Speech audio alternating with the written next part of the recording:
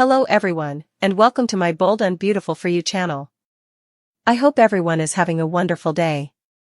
Before we begin, please hit the subscribe button and give this video a thumbs up. Luna cautions Remy that his encounter with Deke's colleagues will result in a disastrous outcome, and it does. Today on Bold and the Beautiful, everyone is eager to meet Deke's partner, and Ivy inquires of Electra whether Luna's pregnancy is too much for her. Please refer to the most recent BNB recap. At Taylor's insistence, Deacon reconciled with Sheila, and Liam and Hope consent to Beth officiating their ceremony. Will and Electra are in the design office, kissing and discussing their affection. They discuss her day and the small celebration for Deke.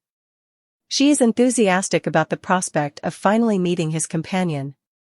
She is certain that he is exceptional. They inhale the oxygen. Katie and Ivy accompany Daphne upon her arrival.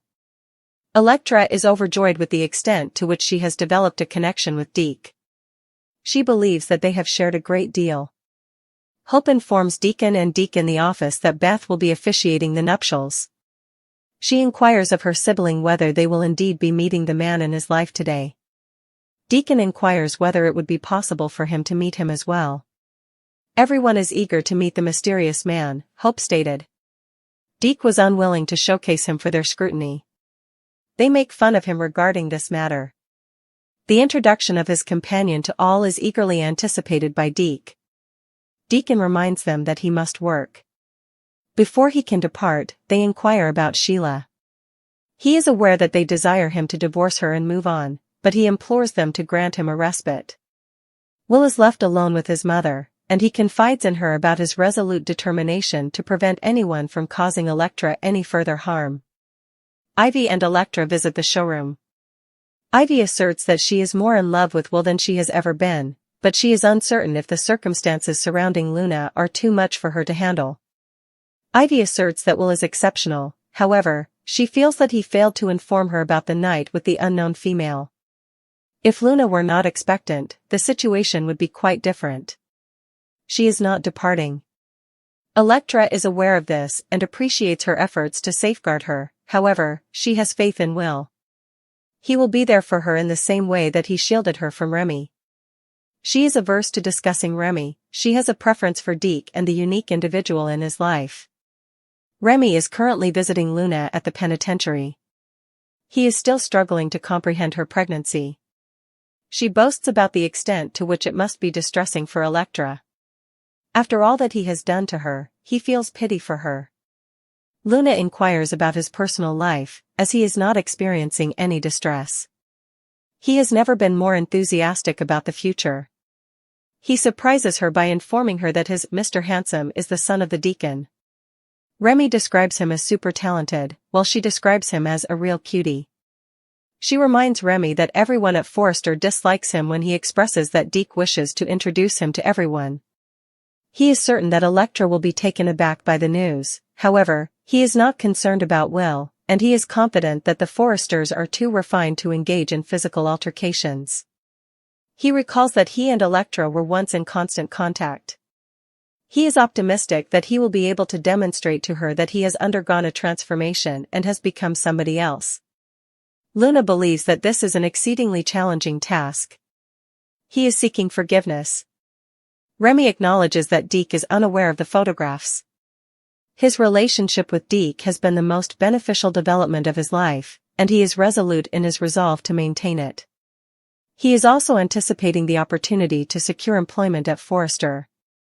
Luna appears to be opposed to being a Debbie Downer, although this appears to be improbable. He is adamant about winning over everyone and reiterates that he will not lose Deke. Remy is resolute in his determination to demonstrate his transformation to all. Luna is concerned that this will result in a disastrous outcome and advises him to refrain from visiting Forrester. Upon his return to the Forrester showroom, Deke is warmly welcomed by all who express their appreciation for his presence.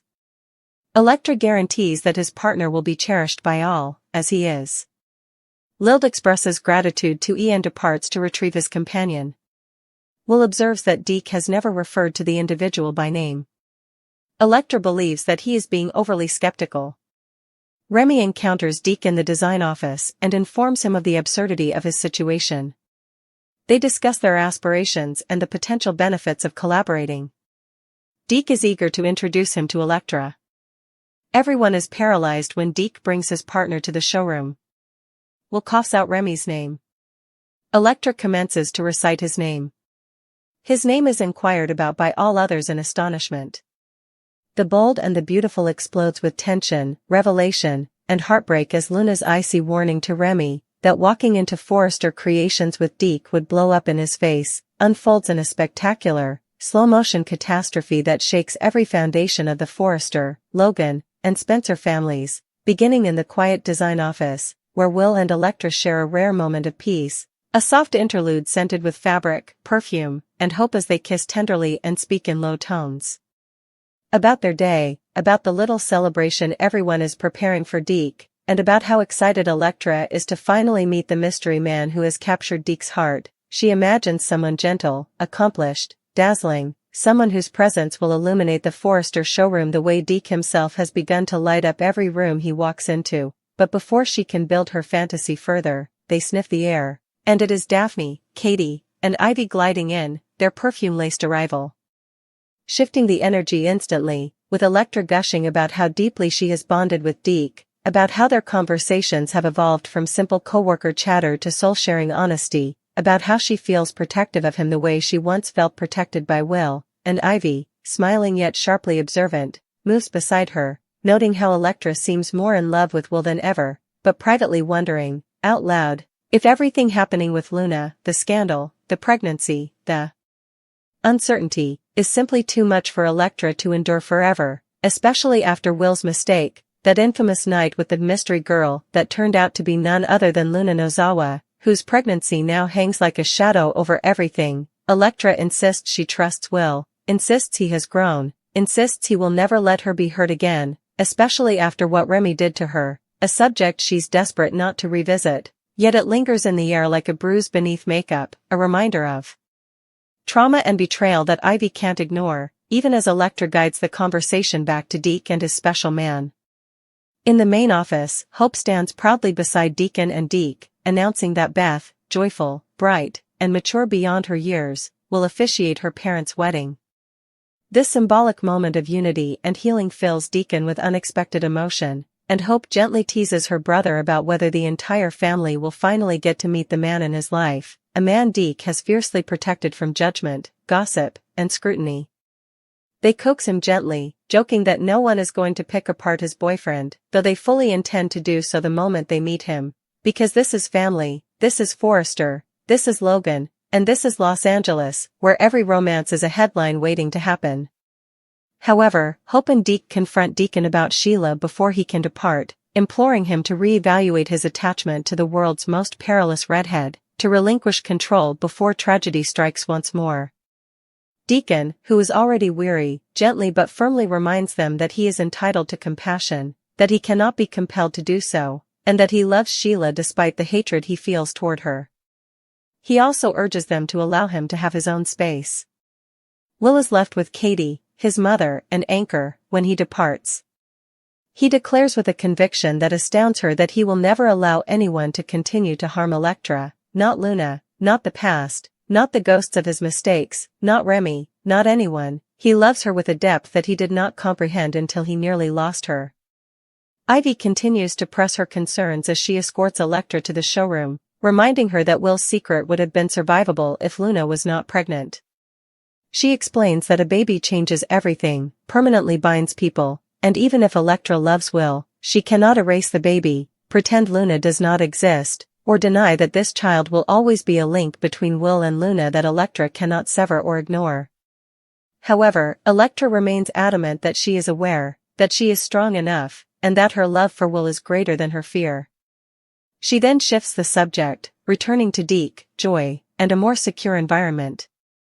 But in a chilling, fluorescent prison meeting room, the real story gathers force as Remy sits across from Luna Nozawa, pregnant, incarcerated, sharper than ever, a woman who has weaponized her circumstances into leverage, manipulation, psychological warfare. Remy admits he is still trying to wrap his mind around her condition, around the fact that she is carrying a child conceived during the most chaotic chapter of her life, a child who has complicated Electra's world and Will's future in ways no one can yet imagine, but Luna brushes off concern, instead smirking with satisfaction at how much distress her pregnancy must be causing Electra, delighting in the chaos rippling through the Forrester and Spencer circles, yet Remy, haunted by guilt over everything he did to Electra, feels only remorse, regret, and a desperate need to prove that he has changed. Luna senses his weakness instantly and asks what's new in his life, and when Remy confesses he has never been so excited about his future.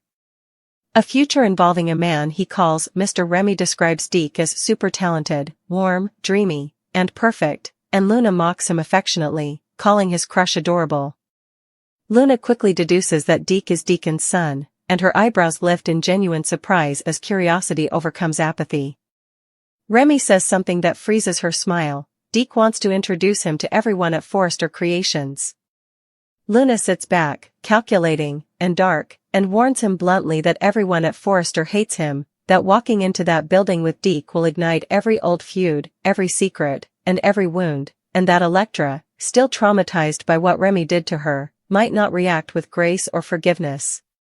Remy insists that he is not afraid, that he hopes to shock Electra but also show her that he has changed, and that Will won't cause a scene because the Forresters are too classy to brawl. Luna laughs at this assertion, as she knows better than anyone that the Forrester showroom is the most dangerous emotional battleground in Los Angeles. Remy speaks wistfully about the close relationship he once had with Electra, his hope that forgiveness is not impossible, and his aspiration to work at Forrester one day alongside Deke.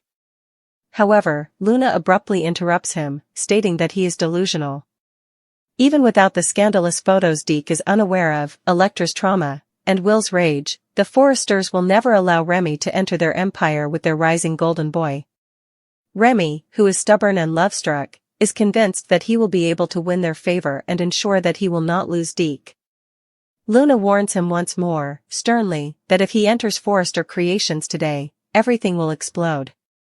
Back in the Forrester showroom, anticipation swirls like perfume in the air as Deke arrives, greeted warmly by Hope, Ivy, Katie, Will, Electra, and the surrounding staff, all encouraging him, praising him, reassuring him that he belongs here, that he is part of the family now, and Electra wraps him in a hug, telling him his boyfriend must be special if Deke is glowing this brightly, and Deke, bashful yet radiant, thanks her and hurries off to retrieve the man who has stolen his heart. Will, ever suspicious, mutters that he finds it odd Deke has never once said the guy's name out loud, but Electra gently admonishes him, saying Deke deserves trust, love, and privacy the same way she and Will needed time to rebuild.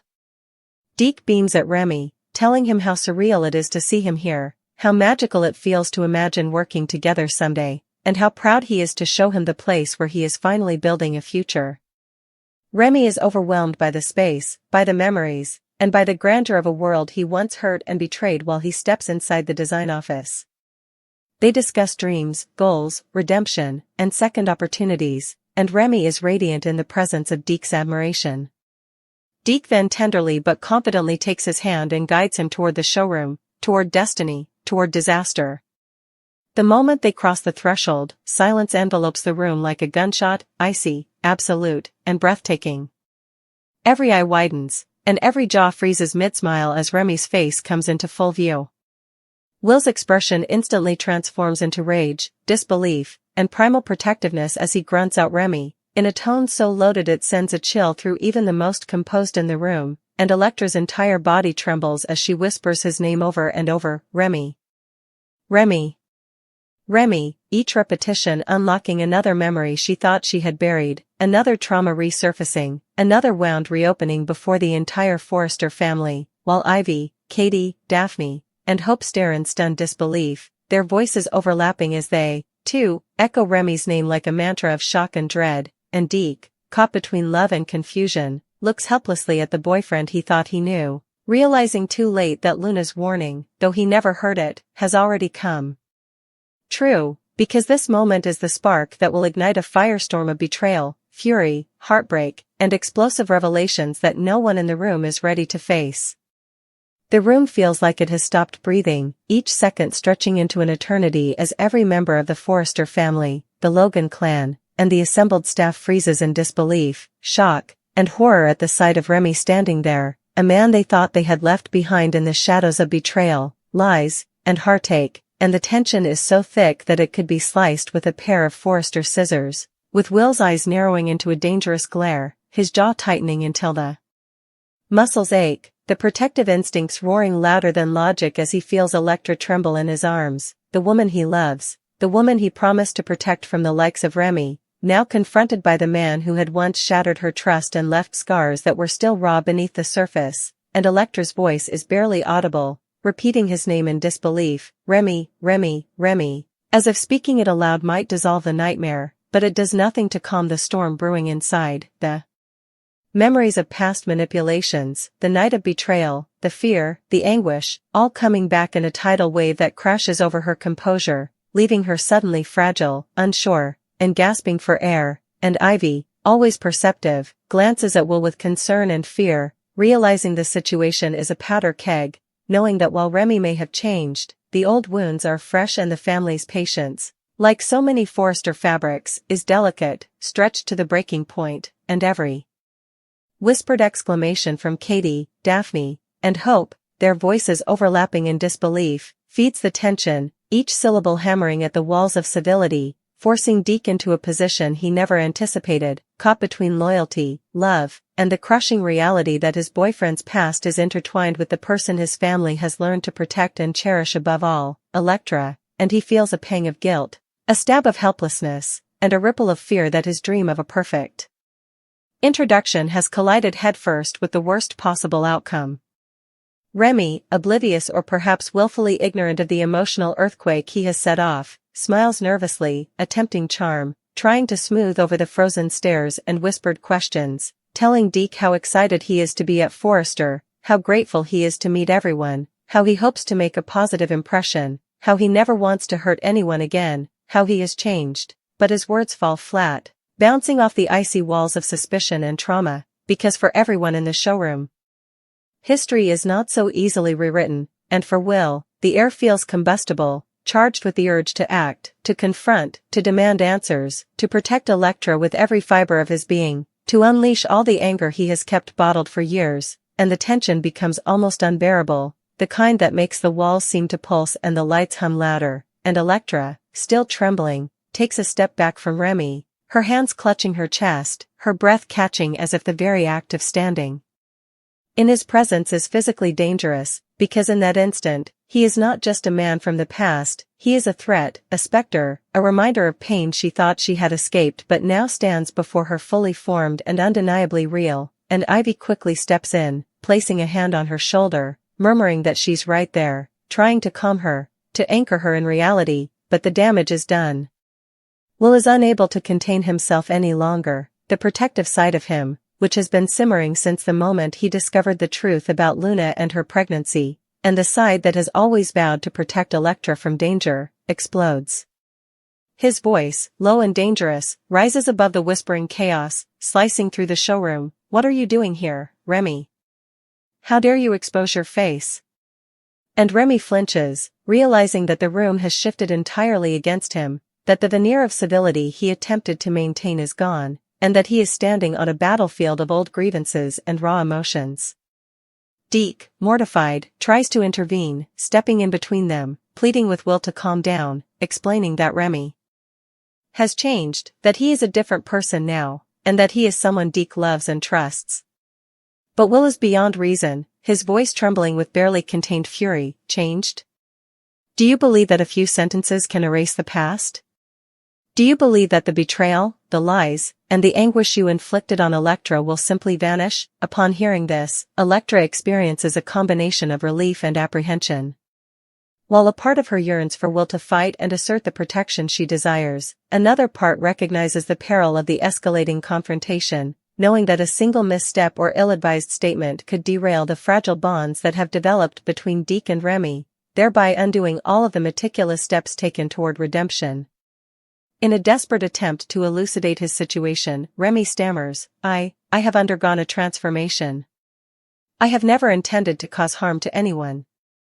Deke is the most wonderful thing that has ever happened to me, and I am eager to demonstrate my uniqueness to everyone," but the words hang in the air, sounding hollow, because everyone remembers too vividly the history, the nights of manipulation, the deceit, the way he had once destroyed trust like a tornado ripping through the Forrester family tree, and Luna's warning echoes in the back of the viewer's mind, prescient, chilling. This moment was always going to blow up in his face, and now the prophecy is fulfilled, because the room has split into factions, Will and Electra on one side, trembling and furious, Deke caught in the center, anxious and pleading, Ivy and Katie trying to mediate but frozen by shock, Hope calculating the fallout, already thinking of damage control, and Remy, isolated and exposed, realizing the enormity of the miscalculation he made by believing his charm and supposed reform could shield him from history.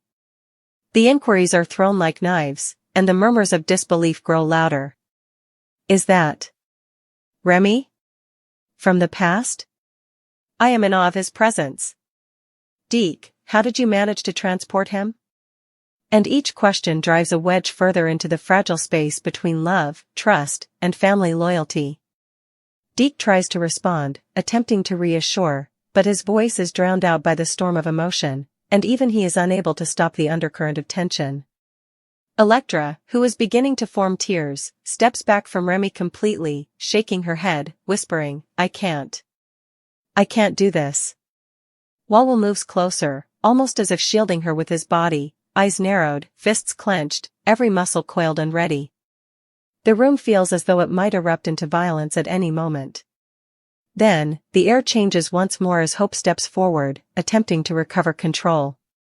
Her voice cuts through the chaos, speaking firmly but calmly, everyone, stop. This is not the manner in which we manage matters. It is imperative that we engage in conversation. Mr. Remy, please provide an explanation. Will, inhale. Electra, you are secure, she assures her. However, the emotional foundation is too unstable to maintain order. Electra's trust is shattered, Will's rage is barely contained, Deke's joy has been crushed by the collision of past and present, and Remy's reconciliation attempt is tenuous, almost impossible, as no one can erase the trauma he caused. The memory of Luna's cold warning, that meeting the Forresters would result in his death, looms like a dark cloud over the room, casting shadows on every word, glance, and heartbeat, knowing that it has occurred today, at this precise moment.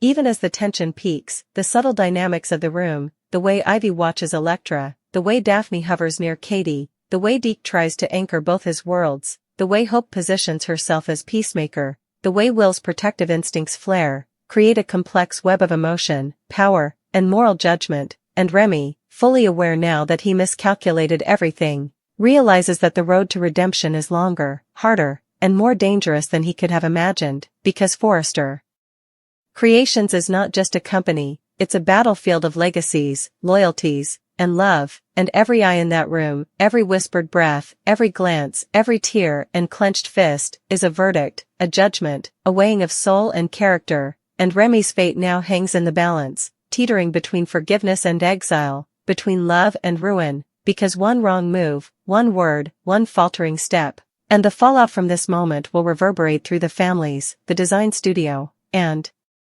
the lives of everyone present for years to come, a reminder that the past never truly dies, that mistakes are never easily forgiven, that love, trust, and loyalty are fragile, and that Luna, somewhere in her cell, smiling coldly, was right all along, meeting the Forresters, trying to walk back into this world, would blow up in his face, and now, in this showroom, surrounded by family, friends, lovers, and enemies, that prophecy has come true in the most spectacular, painful, heart-stopping, life-altering way imaginable.